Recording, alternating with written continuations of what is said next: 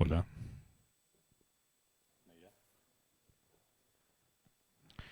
Bien, buenas tardes a todos los presentes.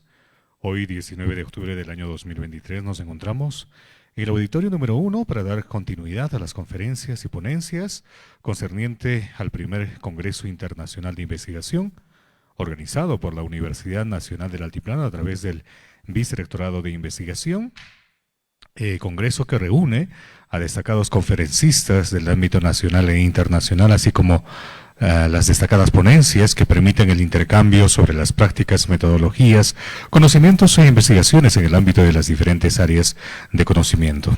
Es hora de dar inicio con la conferencia magistral Nuevas tendencias, nanotecnología alimentaria y los sistemas de liberación de compuestos bioactivos aplicando tecnologías ecoamigables de extracción. Esta ponencia o esta conferencia estará a cargo de la doctora Celia Vargas de la Cruz. Ella es químico-farmacéutica de la Universidad Nacional Mayor de San Marcos, Lima, Perú. Tiene maestría en biotecnología farmacéutica en la Universidad de Bolonia, Italia. Doctorante en Ingeniería y Ciencias Biológicas en la Universidad Nacional Agraria La Molina, Lima, Perú, docente en la Universidad Mayor de San Marcos, coordinador del Grupo de Investigación de Biotecnología en las Ciencias de la Vida, investigador del Centro Latinoamericano de Investigación y Enseñanza en Bacteriología Bacteriana, focos de investigación, alimentos funcionales y nutracéuticos, tecnologías ómicas y biofarmática aplicadas en la salud, biotecnología industrial y microorganismos de interés sanitario, industrial, ambiental y de bioprocesos, enzimas y fermentaciones, ingenierías y demás. Una vasta experiencia que reúne la doctora Celia Vargas de la Cruz, a quien invitamos a continuación para que inicie con el desarrollo de su exposición. La recibimos con caluroso y fuerte voto de aplausos.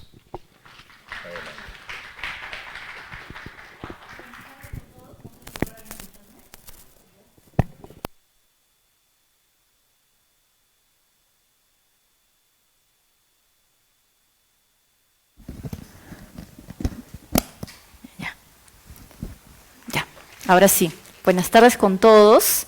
Agradecer en primer lugar al grupo organizador del primer Congreso Internacional de Investigación, ¿no?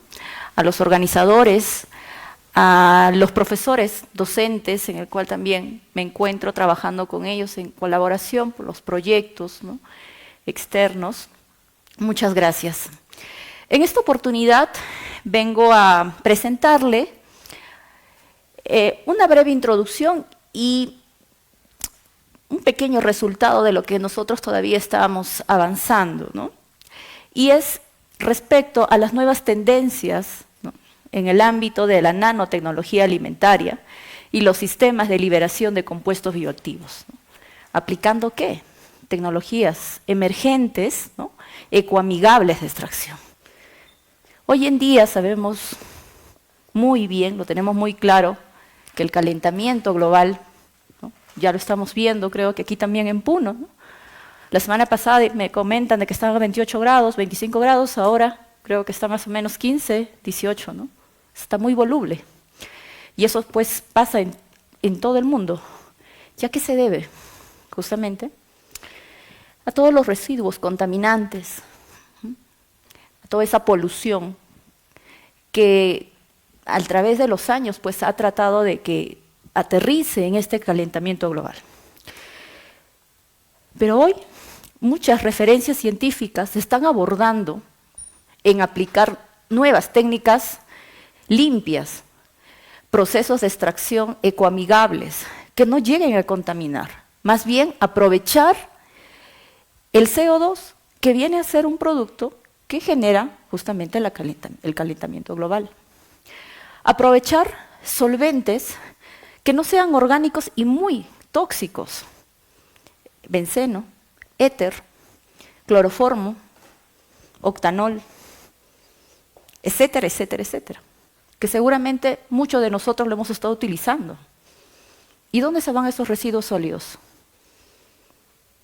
He ahí la pregunta, ¿no? ¿Seguirán un sistema de gestión de residuos sólidos? Sí, sí se puede hacer, pero ¿habrá una eficiencia al 100%? Ahí está la incógnita, ¿no? Entonces, hoy el mundo se está preocupando de mitigar esa contaminación. Y por esa razón, el grupo de investigación en el cual lidero, estamos abordando, ¿no?, en colaboración con los colaboradores internacionales. Pero antes de ello, estas técnicas ecoamigables, ¿no?, estas técnicas limpias, en este caso de extracción, queremos aprovecharlo para poder elaborar nuevos productos. Y eso es la nanotecnología. Nanotecnología. ¿Qué viene a ser la nanotecnología? Tiene muchas aplicaciones. Los físicos deben comprender más la nanotecnología. ¿Por qué? Porque tiene fundamentos físicos, la cuántica, y porque obviamente ve partículas en escala nano. Cosa que quizás en nuestra formación adolecemos un poco. Por eso es que es importante trabajar de manera multidisciplinaria. ¿Pero qué es la nanotecnología? Lo vamos a abordar netamente en el campo del rubro alimentario, ¿no? Netamente, la nanotecnología viene a ser la aplicación, elaboración de nuevos materiales a escala nano. ¿Okay? ¿Para qué?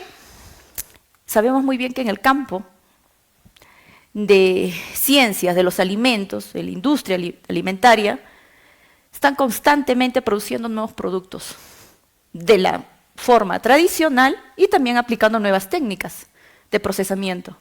Pero ¿cuál es el problema? Que la estabilidad en el mercado o en el supermercado es muy paupérrima. Entonces, la aplicación de la nanotecnología, ¿qué hace? Pues va a alargar el tiempo de vida útil. Y por eso que también una de las áreas de trabajo viene a ser el envasado. Pero el proyecto en el cual mi grupo de investigación ha presentado, netamente nos vamos a enfocar en nanoencapsulación. ¿Ok? Eso lo vamos a llevar más adelante. Pero nosotros tenemos que tener en claro este punto. Las partículas encapsuladas se pueden clasificar en nanoencápsulas menos de 0,2 micrómetros. ¿Ok? Microcápsulas menos de 0,2 a 5.000 micrómetros. Y macrocápsulas mayor a 5.000 micrómetros. Todo lo que ustedes pueden ver de estos tres rangos a nivel macrocápsulas es lo que nosotros constantemente ingerimos nuestros alimentos. Vamos a pensar más adelantito y vamos a analizar por qué es importante que se lleve a escala nano. ¿Ok? ¿Qué aplicaciones tiene ello? Ya les he comentado. Envasado de alimentos, mejora de textura, entrega de nutrientes, y ahí donde yo voy a detallar, mejora de sabor también, detección de contaminantes, reducción de aditivos. Sabemos muy bien que el sistema normativo regulatorio para obtener un registro sanitario de un producto se basa en el Códex Alimentario, sí, exactamente. Pero si el Código Alimentario dice de que tiene que tener la concentración de un aditivo, es un ejemplo, de 10 microgramos por gramo, supongamos, es un ejemplo, el sistema regulatorio en nuestro país, ¿qué hace? Llega justo en el límite. Japón, algunos países de Europa, no llegan nunca en el límite de lo que le indica la norma. Está por debajo del 50% o 70%. Es por eso que Japón, cada vez que importa un producto, la maca, la quinoa, ellos hacen trazas de pesticidas, identifican las trazas de pesticidas. Pero ellos, por más de que Perú salga de acá y se cumpla la normativa que dice Perú, acá sí cumple, pero allí en otros países como Japón o Europa no va a cumplir.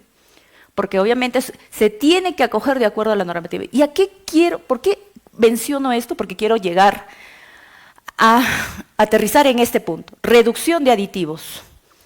Aditivos no solamente saborizantes, estabilizantes, puede ser también hasta ciertos aditivos que son muy tóxicos, ¿no? Y ahí entra la normativa, porque tiene que estar por debajo del límite máximo permisible, ¿no? Realizar el nanoencapsulado va a favorecer. ¿Por qué? Porque cuando nosotros ingerimos nuestros alimentos, ¿qué es lo que hace? ¿Qué es lo que pasa en nuestro sistema? En nuestro sistema general, en pocas palabras.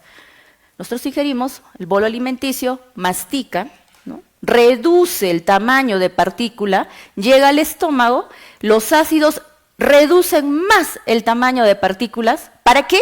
Para que pase a través del duodeno y llegue a toda la placa de Pellet, las microvellosidades, ¿no? Y puedan pasar fácilmente. ¿Qué pasa si tiene un desorden fisiológico, una patología este consumidor? Pues no va a realizar la reducción de la partícula adecuadamente. Y si no hay una reducción, ¿qué sucede? No se va a llegar a absorber los nutrientes. Entonces, bajo ese mismo bosquejo, el fundamento en sí de la aplicación de la nanotecnología es reducir, aislar los compuestos bioactivos, encapsularlos, caracterizar y uniformizar el tamaño de partícula. ¿Para qué? Que cuando uno ingresa fácilmente, ya sea por vía oral, no va a tener la dificultad de pasar las barreras biológicas, como lo que sí lo tiene pues un alimento procesado o un alimento quizás fresco, ¿no? Va a depender mucho de nuestro sistema digestivo, nuestro segundo cerebro, que es el intestino, ¿no? Y eso que más adelante lo voy a tallar en ello. Entonces, es importante realmente considerar el tamaño de partícula ideal para que pueda atravesar a través de las microvellosidades del intestino y pueda llegar al torrente sanguíneo y se pueda distribuir a todos los órganos. Y por eso, de que a escala nano va a favorecer, porque tiene mayor facilidad de pasar diversas barreras. Pero ¿qué características, qué parámetros tengo que yo considerar para seleccionar un adecuado portador de encapsulamiento, o lo que le llaman carrier? ¿Cuáles son las características? ¿Qué parámetros tengo que considerar? ¿Puedo encapsular cualquier compuesto bioactivo extraído de cualquier producto? ¿Qué características debo tener? Hoy en día en nuestro país, pues, se está abordando mucho este estudio de nanoencapsulamiento, y justamente con la gelificación iónica. Pero la gelificación iónica, que más adelante lo vamos a ver, tiene que tener ciertas características, la composición química del compuesto bioactivo, la matriz donde se encuentre este compuesto bioactivo para seleccionar un buen portador, ¿no? Entonces, le he dado un breve alcance, pero la reducción de estos aditivos va a favorecerse cuando realmente me preocupo tan solo de que estén en escala nano para que pueda pasar fácilmente las barreras. Los aditivos, ¿qué función tienen en un producto procesado? ¿No? Podría decir, darle estabilidad, quizás bajar más el pH o mantener el pH. ¿Para qué? Para que pueda reducirse más las partículas, ¿no? Entonces, ya no va a tener la necesidad de añadir más aditivos y en altas concentraciones. Pero nuestro enfoque netamente va a ser en la entrega de nutrientes, la liberación de los nutrientes. ¿Y de qué depende? ¿Qué características tiene que tener estos compuestos bioactivos, ¿no? Aquí hay un paper en el cual evalúa realmente, ¿no?, las características de los compuestos químicos, como ya les conversé, ya les dije, parámetros físico-químicos, parámetros físicos también, ¿no? ¿Qué criterios tengo que yo tener con respecto a los compuestos bioactivos para evaluar la absorción, estabilidad, funcionalidad y la apariencia al final? Esto ya es una fase final. Pero la absorción, la estabilidad y la funcionalidad. Como ya les comenté, previo a ello, el diseño de los alimentos funcionales ha crecido. Sí, ha crecido enormemente. Pero cuando hablamos de nanoencapsulación, de nanotecnología, entramos a tallar en nanonutracéuticos. ¿Y qué son nutracéuticos? Que el alimento sea tu medicina. Eso es lo que todo el mundo nos dice. Muchos profesionales de salud, muchos investigadores nos dicen, el alimento que sea tu medicina. Pero lamentablemente, aquí hay una incógnita. ¿Y podrá el individuo absorber completamente esos nutrientes de esa matriz compleja alimentaria? Pero, profesora, si nosotros hacemos un producto terminado, un producto procesado para mejorar la estabilidad y también esos compuestos bioactivos, por ejemplo, los polifenoles, que son muy termolábiles, se oxidan fácilmente, ¿qué se podría hacer? ¿Se puede absorber los compuestos fenólicos fácilmente en el intestino tan solo consumiendo de forma fresca? Podría ser hasta un 50% y el otro 50% no se absorbe, se elimina. Entonces, ese paper justamente focaliza, ¿no? ¿Qué técnicas se tiene que basar para realizar una nanoencapsulación? Para encerrar el compuesto bioactivo, ya sea en un estado líquido o en un estado sólido. Pero tenemos que tener en cuenta qué características físico-químicas va a alterar la estabilidad de esos nanoencapsulados, ¿no? Entonces, va a mejorar la estabilidad. Eso es lo que dice la literatura. Exactamente, sí, se ha demostrado. Mejora la estabilidad de los compuestos bioactivos. El proyecto que al final de la ponencia voy a presentar, el encapsulamiento de compuestos bioactivos polifenólicos. ¿Para qué? Para mejorar la regulación de su liberación. ¿En qué? En sitios fisiológicamente activos, en órganos blancos. Igual con medicamento, tiene un órgano blanco. ¿Qué pasa con una tableta? Nosotros lo ingerimos, se reducen las partículas en el estómago y va a ir en un determinado órgano dependiendo de las características químicas, fisicoquímicas que tiene el fármaco. Pero lo ideal es de que la concentración que ingresa vía oral llegue al órgano blanco para que dé el efecto farmacológico, ¿cierto? ¿Y llega? No llega. No llega, ¿por qué? Porque tenemos que evaluar las condiciones fisiológicas del consumidor, del paciente. Y por eso de que también hay una nueva área de estudiar la epigenética, ¿no? En personas para personalizar el tratamiento y también personalizar qué tipo de alimentos, dependiendo en sí de la condición fisiológica de la persona, debería consumir. Estamos personalizando la alimentación, ¿no? Entonces, la nanoencapsulación, la nanotecnología alimentaria, aplicado en esta área de nanoencapsulado, va a mejorar la regulación de la liberación de los sitios activos. ¿Por qué?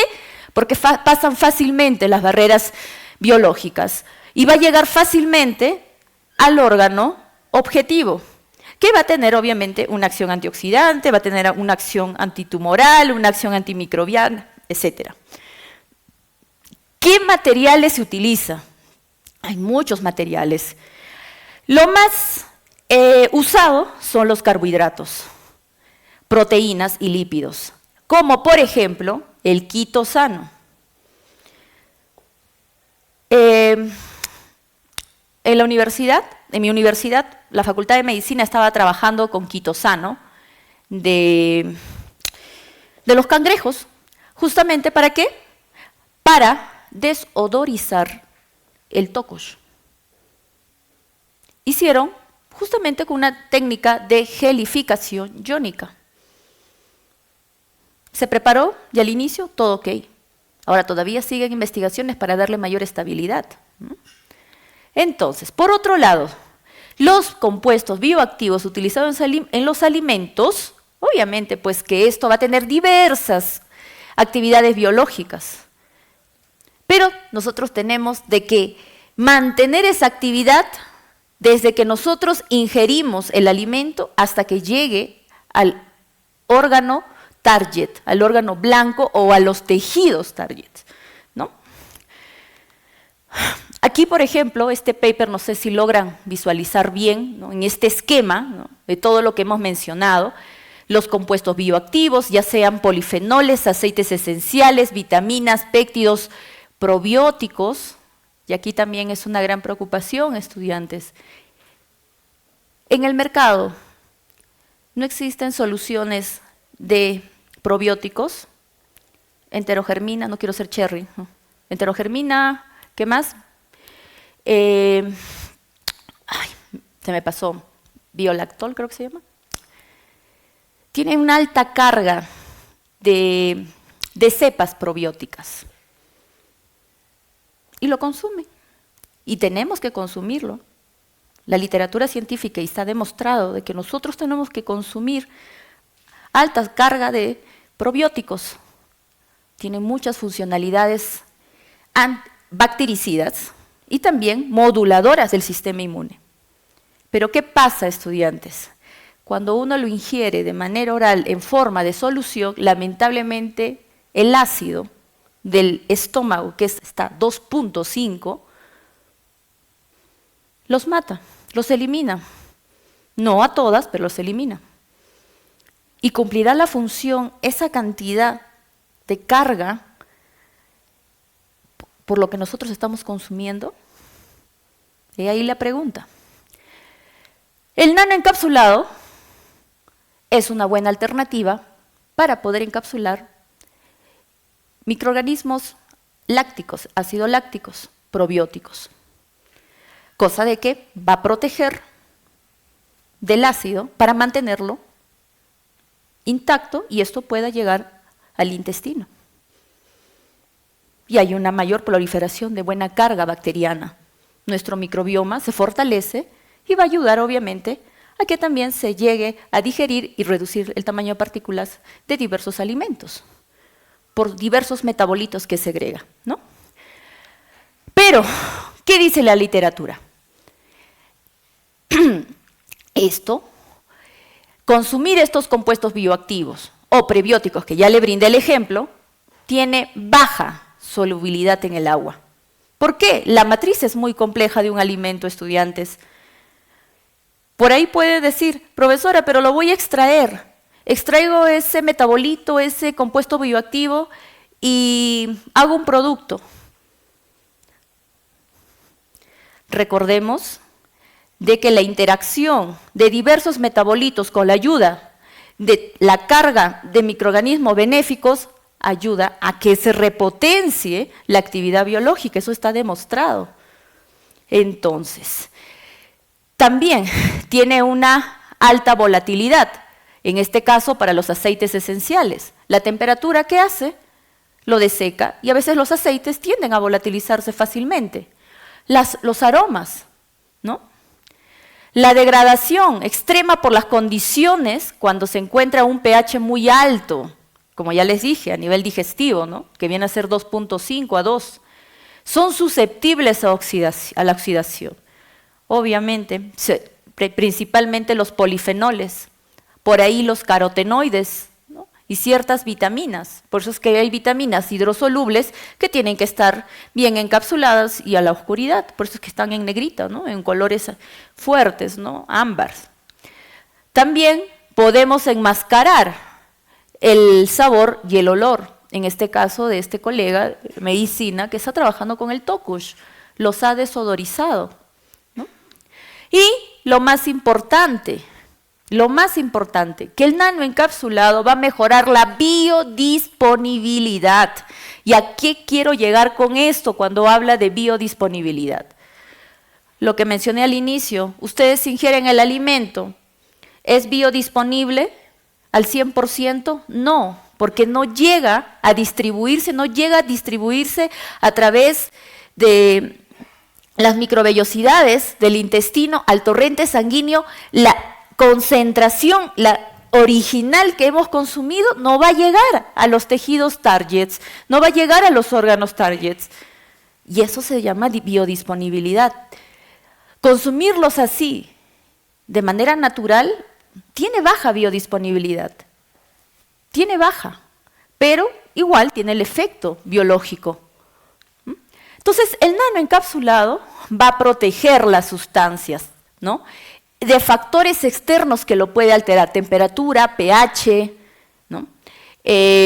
La solubilidad, va a incrementar la solubilidad, porque lo que yo quiero es de que estos nanoencapsulados, que estos de color naranjita son los compuestos bioactivos, ¿no?, que están encapsulados, puedan liberarse fácilmente y solubilizarse cuando se encuentre con una membrana biológica, ¿no?, o con un organoide. Potenciar la funcionalidad obteniendo una alta actividad, incrementar también y controlar la liberación, ¿no?, de todos estos compuestos internos que están encapsulados, ¿no? Pero tenemos que tener en cuenta que puede haber ciertas modificaciones en el nanoencapsulado. Entonces ahí tenemos que considerar, tengo que yo evaluar cómo es mi matriz de mi muestra, tengo que yo evaluar qué compuestos bioactivos tiene mi matriz de mi alimento, de mi muestra. ¿Son liposolubles? ¿Son hidrosolubles? ¿Qué características yo tengo que brindarle para yo seleccionar un adecuado encapsulado, un adecuado portador o carrier? ¿Ok? Entonces, las aplicaciones en alimento, como ya les he comentado al inicio, mejoran el sabor, desodorizan, tienen mayor actividad funcional, van a reducir, mejor dicho, la concentración de aditivos, ¿no? También va a haber mayor biodisponibilidad y se va a extender la vida, el tiempo de vida media, ¿no? Entonces, yo les había comentado también del el nanonutracéutico, ¿no? Es lo que realmente hoy en día se está trabajando, ¿no? Que realmente la medicina, pues, debe ser tu alimento, pero tenemos que apoyarnos con esta tecnología, ¿no? Encapsularlo para que pueda llegar la concentración inicial que nosotros hemos ingerido de este compuesto activo a estos órganos o tejidos targets. Por eso acá la nanoencapsulación pues va a ser multidisciplinaria, en el cual pues tiene que participar muchos profesionales físicos, biólogos, médicos también, ¿no? Y esto pues está basado netamente en la nanotecnología, ¿no? Entonces vamos a detallar un poco con respecto a este nanoencapsulado, ¿no? Como ya les he comentado, la parte interna contiene pues los compuestos bioactivos, ¿no?, que tienen esta actividad biológica, antioxidante, antimicrobiana, vitamínicos, probióticos, prebióticos, que van a brindar el color, también el sabor y otros componentes. Y el material de amarillo pues puede ser un material basado en lípidos, carbohidratos, proteínas y polímeros. Lo que hoy en día más se está estudiando son el quitosano, que son carbohidratos complejos, y también los polímeros del polientilicol. El rol de la nanoencapsulación y la sostenibilidad. Tenemos que preocuparnos por el medio ambiente, y ahí entretallar también las tecnologías limpias de extracción, porque yo voy a realizar extracción de compuestos polifenólicos a través de estas técnicas limpias para luego utilizarlas en los encapsulamientos, ¿no?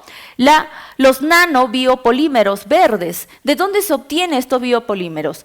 He escuchado y también he leído muchas referencias en el cual mencionan las nanopartículas basadas en los metales, y que justamente lo trabajan en alimentos y también para ciertos fármacos.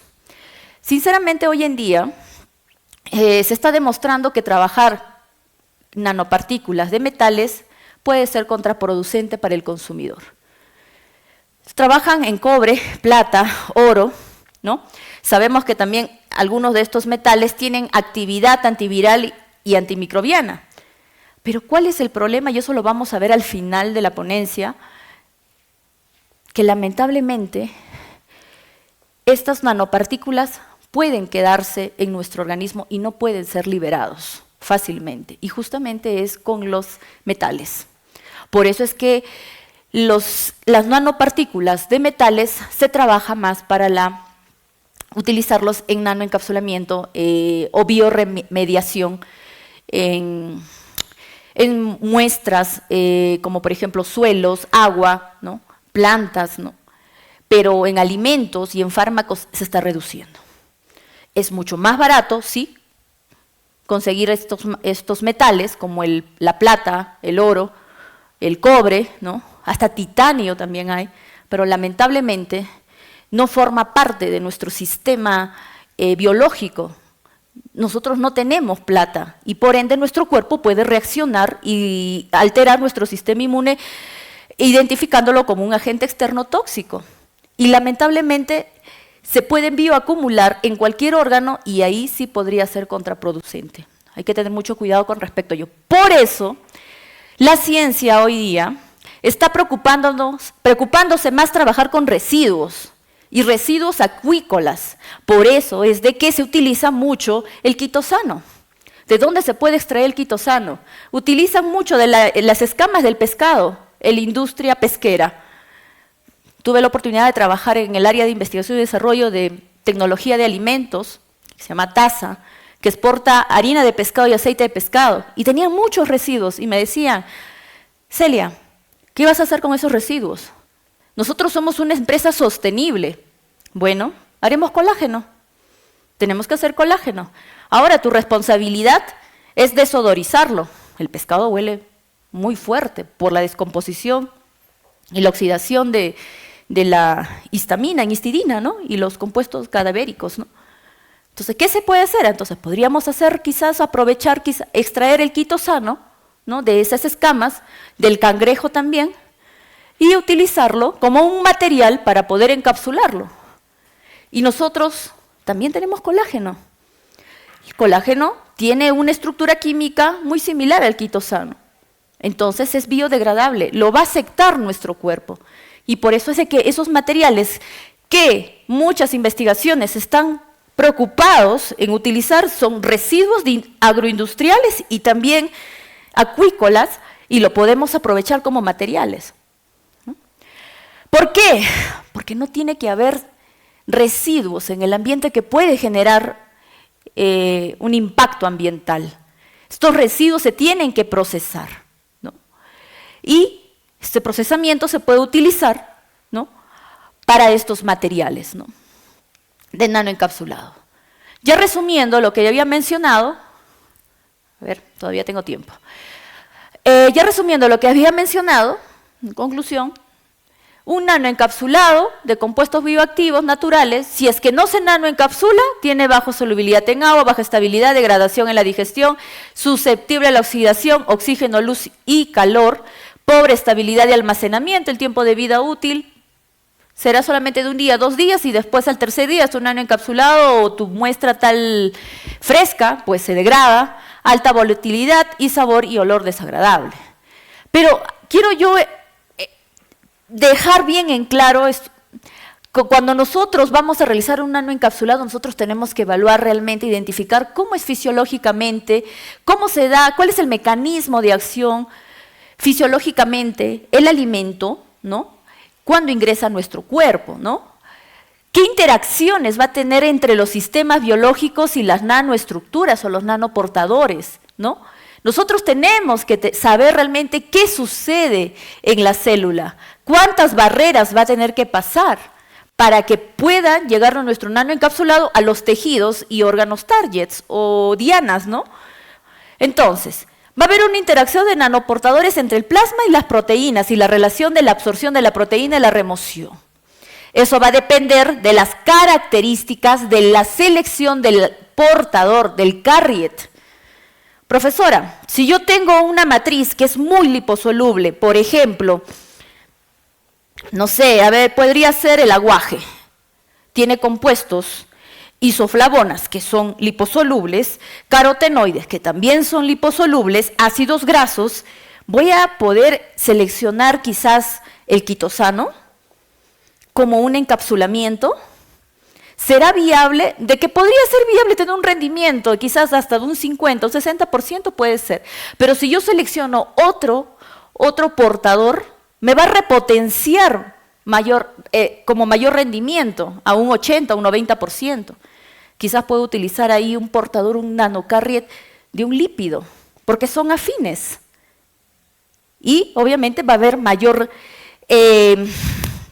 mayor interacción, mayor facilidad de interacción fisiológica y química, para que pueda liberar fácilmente el compuesto bioactivo que esté internamente. Entonces, yo tengo que saber cómo es la célula, qué organoides, por ejemplo, qué proceso se va a dar absorción, la endocitosis, la fagocitosis, porque, ¿qué pasa, estudiantes? La fagocitosis sabemos muy bien de que está presente en muchas de las células, en todo nuestro cuerpo. La fagocitosis va a capturar a un agente externo que no forma parte de nuestro cuerpo y lo va a destruir. ¿Qué pasa? Si nosotros ponemos un carriet muy sintético, en este caso de los metales, fagocitosis, estos fagos, estas células, van a tratar de identificarlo como un agente externo y los van a encapsular y va a tratar de eliminarlo. Pero un metal se elimina, no se elimina. Entonces ahí está el problema. Entonces tenemos que seleccionar muy bien porque tenemos que también luego evaluar la seguridad de manera in vitro, in vivo, la citotoxicidad, la hemocompatibilidad y la inmunogenicidad, porque puede activar nuestro sistema inmune y ahí puede generar una patología, ¿no? Y un test de genotoxicidad, o también mutar nuestro ADN. O sea, hay que tener muy en cuenta la selección del carriet cuando vamos a encapsular un principio activo, un compuesto bioactivo, ¿no? Entonces, es importante considerar ello. Entonces, los nanoportadores como sistemas de entrega de medicamentos o también de alimentos, ¿no? Esto sí lo he sacado de un paper de medicamentos porque de ahí se basa para los alimentos, tiene que tener una mayor captación intracelular. ¿Qué quiere decir? Intracelular, el nanoencapsulado va a tener que ingresar dentro, pasar el citoplasma dentro de la célula, ¿no? Va a tener que pasar las submucosas, microportadores que se localizan predominantemente en el revestimiento epitelial, ¿no? Puede administrarse en la circulación sistémica, bueno, eso es lo más sencillo, vía endovenosa, va a llegar directamente al torrente sanguíneo, en el cual va a ser distribuido en todos los tejidos y va a tener su acción biológica, ¿no? Eso es lo más sencillo, pero lo que hoy en día más se está haciendo son por vía oral, ¿no? Entonces, sinceramente tenemos que evaluar estudios farmacológicos, farmacoquímicos y toxicológicos, no solamente para la matriz, ya sea de un medicamento o de un alimento. Los sistemas de encapsulación pueden ser microemulsiones, liposomas, que son ya carriers de lípidos, emulsiones, ¿no? Microgeles, como en el caso del quitosano, ¿no? También de las partículas de metales, ¿no? Y biopolímeros. Pero nosotros nos vamos a abocar aquí, en el liposoma. ¿Y por qué? Esta es la estructura. ¿Y por qué hablo del liposoma? Porque he tenido una experiencia trabajando con esto y en el cual pues los colaboradores internacionales pues me han sugerido de que realmente tienen mejor acción y mayor liberación y mayor protección. ¿Por qué? Porque imita a la membrana biológica. ¿Cómo es una membrana biológica? ¿Se recuerdan biología celular? La membrana biológica es una bicapa lipídica. Bajo ese mismo enfoque, ese mismo esquema, pues se ha tratado de manejar este liposoma, pero a escala nano, ¿no? Vemos acá, la cabecita viene a ser la cabeza, la parte polar, ¿no? Hidrosoluble, y sus terminaciones es la parte no polar, liposoluble. Pero vamos a hacer como una canastita, es que esta es como una membrana bilipídica, pues. Es que cualquier agente que ingresa a través de esa membrana, pues va a interaccionar, porque un compuesto, una molécula, va a tener grupos sustituyentes, uno va a tener característica liposoluble, otra hidrosoluble. Entonces se va a formar estas capsulitas, ¿no? ¿Ven el color amarillo? Son los compuestos bioactivos, ¿no? Entonces, vemos acá los diversos carriers, el liposoma, ectosoma, transferosoma y niosoma. Vamos a trabajar aquí. Todo esto está basado en liposomas, estudiantes, ¿ah? Disculpen, estoy acostumbrada a estar con mis estudiantes.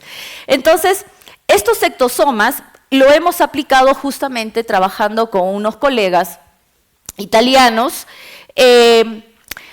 porque tiene mejor biodisponibilidad y rendimiento. Vamos a ver cómo es el proceso. El proceso en laboratorio de manera in vitro es sencillo. Solamente hay que tener estos materiales y un somnicador, ¿no? Aquí vemos la molécula lipídica, ¿no? Y puede tener un disolvente orgánico, en este caso puede estar en alcohol, ¿no? Que es menos tóxico.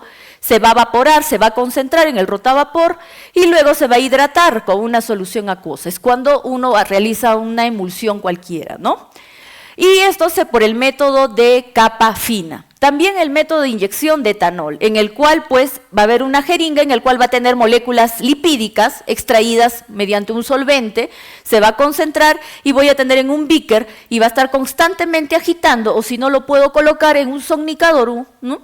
En el cual va a permitir el ingreso o la emulsión de la molécula lipídica con la fase acuosa. Y esto viene a ser el producto, en el cual yo voy a tener, no sé, aquí pueden, creo que está bajo la pila, ven aquí un encapsulado que la parte externa es una bicapa lipídica, similar a estas células de la membrana bilipídica, y la parte interna tiene la fase acuosa y puede tener quizás moléculas o compuestos bioactivos que sean hidrosolubles.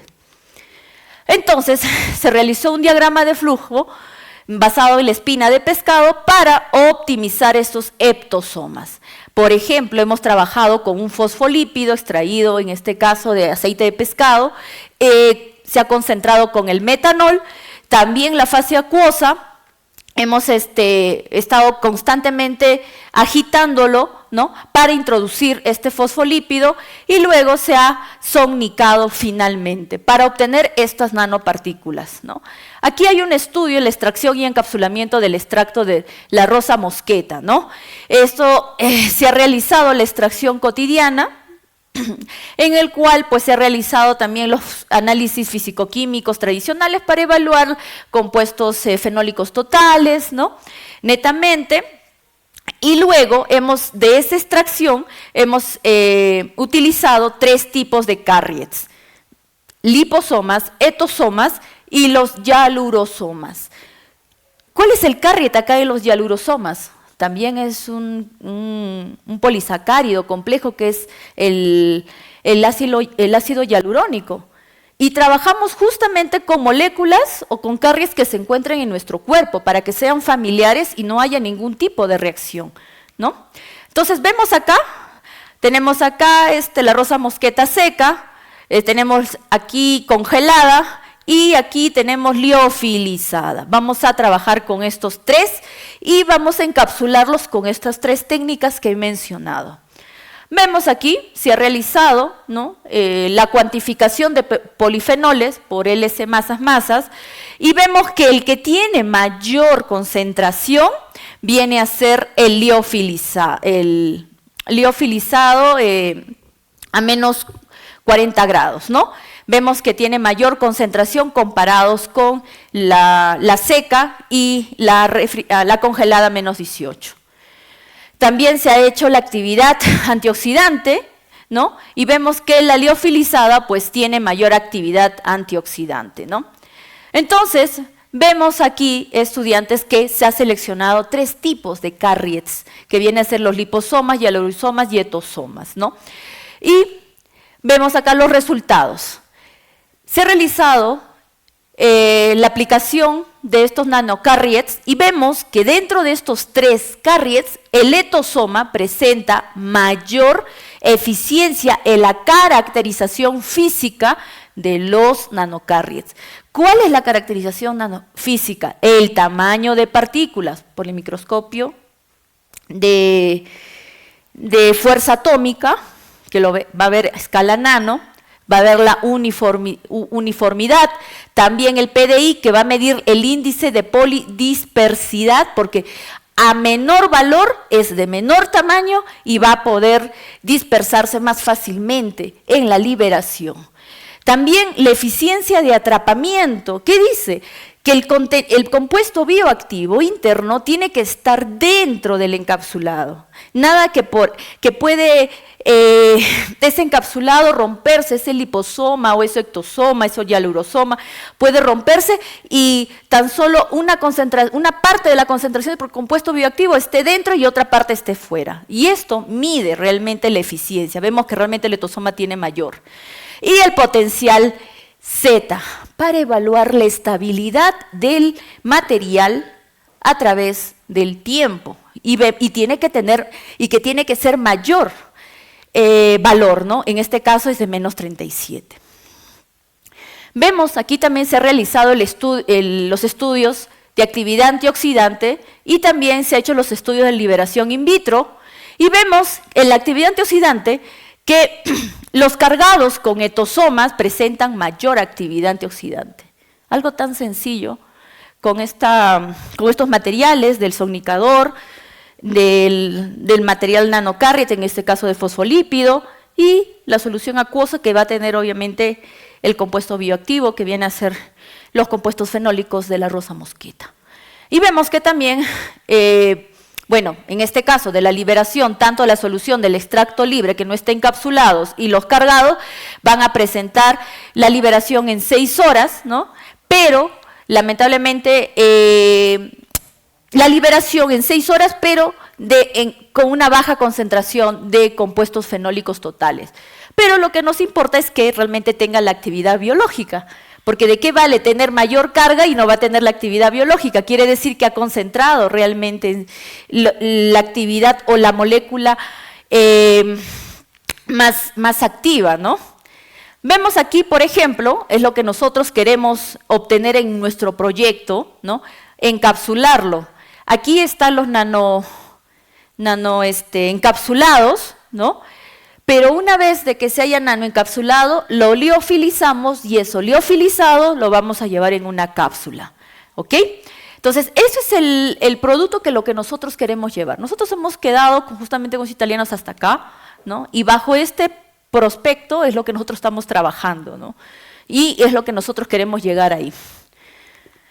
Entonces, este es un paper que hemos trabajado con la profesora Simona de Rumania y el profesor Tapan Bel de Arabia Saudita, con respecto, ¿no?, a las facetas de esta molécula, daicent, que es un compuesto bioactivo que está presente en la soya, ¿no?, y que viene a ser una isoflavona. Esto es un review para ver realmente qué problemáticas o qué criterios se tiene que tener para poder encapsular a esta molécula, ¿no?, del daicent. Vemos, nosotros hemos primero priorizado cómo es la molécula. Ahí está, todas las moléculas homólogas que podría ser. Y sabemos muy bien que las isoflavonas tienen una estructura molecular muy similar, análoga a las hormonas, a los estrógenos. Por eso es de que los receptores de estrógenos van a recaptar también a estas isoflavonas, ¿no? Y no solamente de la soya, sino también del aguaje, ¿no? Entonces tenemos que evaluar cómo es la molécula. Eso es muy importante, porque de ahí depende qué criterios físico-químicos moleculares voy a tener que yo considerar para seleccionar mi carrier. Y también evaluar la estabilidad, porque recordemos de que yo puedo seleccionar mi carrier, pero va a ser alterado por el pH, la temperatura, ¿no? Ay, se puso detrás de ello. Y aquí hay otro, pero ya en una determinada enfermedad, ¿no?, que viene a ser la fibrosis quística. Y aquí también hemos evaluado hemos sacado otro paper para evaluar las facetas, pero en este caso de otra molécula, que es el genistein, que es una isoflavona también, ¿no? Hemos compartido con estos colegas. Y vemos acá la selección de estos nanocarriers. Es muy importante la selección, ¿ok? Dependiendo de los compuestos bioactivos y la estructura química que tienen. Entonces, aquí está, como les había comentado, ¿no?, las características químicas de un portador. ¿Para qué? Para que pueda liberar los compuestos bioactivos, ¿no? Las características químicas van a garantizar y mantener la estabilidad y la biodisponibilidad, obviamente, porque eso me va a depender para seleccionar el carriet, ¿no?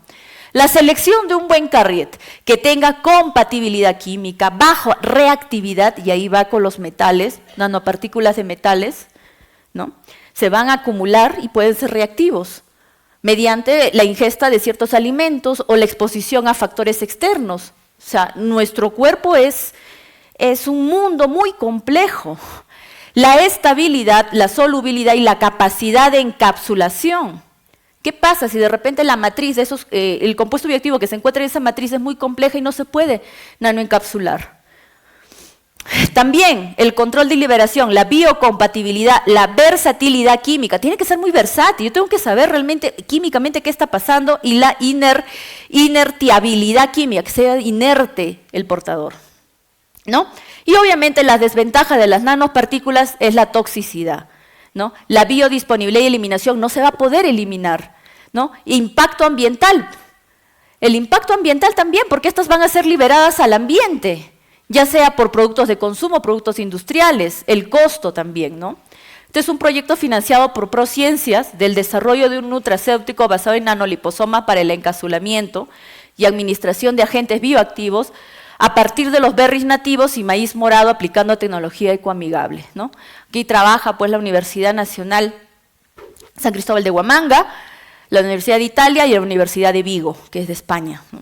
Entonces, aquí ya hemos publicado dos artículos con los italianos y nos hemos dado con la sorpresa, porque hemos dicho, pero ya, esta actividad de lo que se ha demostrado acá se da en metanol al 80%, porque son polifenoles, la literatura lo dice y se ha demostrado en la práctica, pero queremos escalarlo. En el segundo artículo, que viene a ser la fermentación de estos berries andinos, que son del norte de nuestro país, que es la Sierra Altoandina de Huamachuco y de Cajamarca, hemos evaluado y hemos aislado el Lactobacillus plantarum para reducir el estrés oxidativo, ¿pero dónde? En el intestino. Y nos ha demostrado que realmente sí tiene un efecto muy alto el proceso fermentativo, porque justamente va a haber moduladores de liberación de ciertos macrófagos que van a inflamar el intestino y obviamente no va a producir la buena absorción de los nutrientes. Entonces, basados en estos antecedentes, hemos tratado de mejorar la extracción, ¿no? Que sea sostenible, que sea amigable con el ambiente, manejando estos criterios. Fluidos supercríticos de extracción, extracción de solventes acelerados, en el cual nosotros estamos trabajando ahora, y también la extracción de sustancias por ultrasonido, ¿no? Asistido por ultrasonido. Y también por microondas, ¿no? Entonces, nosotros trabajamos con esto de aquí. Todas estas técnicas son las que hoy en día la academia y los investigadores están abordando más aún. ¿Para qué? Para, obviamente, cuidar nuestro medio ambiente, ¿no? Entonces, aquí voy a mostrar una parte, ¿no? Porque todavía no está publicado, ¿no? Entonces, se ha trabajado de esta forma. Se ha liofilizado las muestras, se ha utilizado el extractor de solventes acelerados, pero no se ha hecho una sola extracción, basados en la literatura. No, se ha hecho una optimización para identificar los parámetros que me beneficien a obtener el mayor porcentaje de compuestos polifenólicos. Hemos trabajado con el diseño experimental de Bose-Beinken y luego hemos evaluado la respuesta con los compuestos polifenólicos totales mediante la metodología de superficie de respuesta. Se ha hecho 54 ensayos, de los cuales se han obtenido un mayor rendimiento, ¿no? Pero se ha considerado estas variables: porcentaje de solvente, que es agua y etanol, temperatura y el tiempo de extracción. Entonces, vemos aquí, se ha hecho un estudio primero del efecto de la temperatura para evaluar la extracción de polifenoles. Recordemos que la temperatura también altera estos polifenoles. Hemos hecho de 50, 60, 70, 80 y 90 y vemos que hemos obtenido mayor porcentaje de compuestos polifenoles totales a 70 grados. También hemos evaluado el efecto de tiempo y vemos que realmente hemos trabajado de 6 minutos a 26 minutos y vemos de que realmente hemos obtenido, más o menos se ha mantenido constante, no ha habido tanta alteración, ¿no? Y también el porcentaje de etanol, aquí sí, aquí podemos ver, hemos trabajado del 10% de etanol al 100% o 95% de etanol y vemos que realmente obtenemos el mayor porcentaje a 30%. Pero ¿por qué hemos considerado el porcentaje de etanol, el de 25 y el de 45 y el otro de 80? Porque realmente al momento de realizar la optimización hemos obtenido mayor porcentaje de TPC. Esto solamente es un estudio de rangueo para identificar el porcentaje de parámetros. Y vemos acá que realmente se ha hecho con el 50% de etanol en 2 ciclos y a 50 grados. Entonces vemos acá, ya este es el resumen, ¿no?, de la optimización. Vemos aquí la respuesta, ¿no?, la metodología de superficie de respuesta y vemos acá la concentración. No sé, que se ha acabado la pila, creo.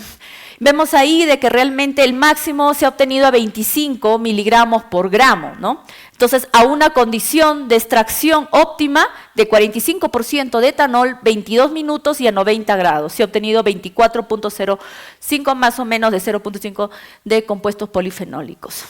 Entonces, ¿cuáles son las perspectivas para el futuro, estudiantes o colegas y público en general? De que todo lo que nosotros estamos realizando sea escalado de manera industrial. Todo lo que se hace en el laboratorio es muy bonito, pero cuando realmente un empresario quiere invertir en tu trabajo, a veces nos damos contra la pared y no se puede obtener los resultados que hemos tenido de manera en laboratorio, ¿no? Entonces queremos que esto se escale, que también sea seguro. Estos tipos de tecnologías emergentes, ¿no?, también tiene que ser regulado por la norma internacional. Yo le comentaba a un colega en el almuerzo, yo tuve la experiencia de viajar en China en agosto y había un profesor de Japón en el cual ya estaba en la fase de la regulación de los nanoencapsulados de cúrcuma, en el cual tenía ellos ya habían demostrado en un estudio ex vivo y en humanos, tenía un efecto antitumoral, tenía un efecto antiviral, tenía un efecto antimicrobiano. Pero lo habían trabajado con carriers de residuos, justamente basado en liposomas, ¿no? Entonces, sinceramente, los asiáticos ya están muy adelantados a nosotros, pero hay que aprender de ellos, ¿no? Entonces, tenemos que también introducir la parte legal, ¿no?, y la regulatoria, ¿no? Y también escoger más procesos sustentables que puedan mantener realmente la calidad del medio ambiente. Aquí les presento, este es mi laboratorio, el profesor Edwin Hualpa, que es puneño también. Trabaja con nosotros en el laboratorio, él vino de España, biólogo, y los estudiantes, el profesor Guido, que ve toda la parte de metabolitos microbianos y la optimización, ¿no? Y esto es mi área de trabajo, allá en la Universidad Nacional Mayor de San Marcos. Muchas gracias.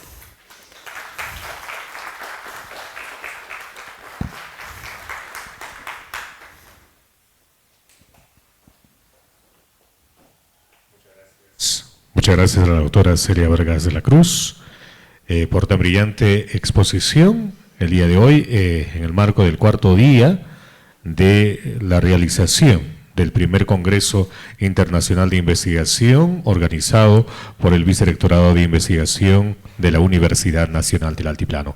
En esta oportunidad se va a proceder con el reconocimiento de la Universidad Nacional del Altiplano con la entrega de la medalla de honor de la universidad, que es impuesto por el doctor Israel Lima Medina, Muchas gracias.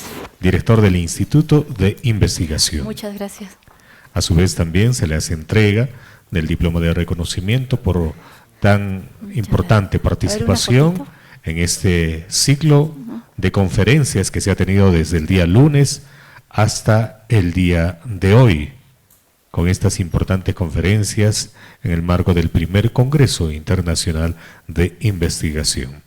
Del mismo modo, se le hace la imposición del PIN o solapero de la institución y, por supuesto, la entrega de un presente para que tenga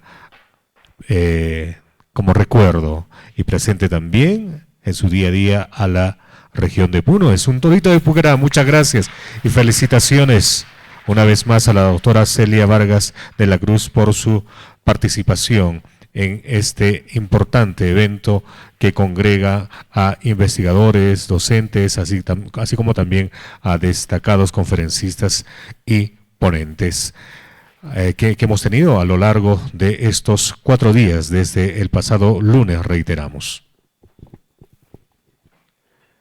Vamos a continuar con las ponencias que tenemos todavía en adelante. En horas de la tarde, un promedio de las 5 de la tarde, tendremos la clausura del evento que también concitará a las autoridades universitarias de la Universidad Nacional del Altiplano. Muchas gracias.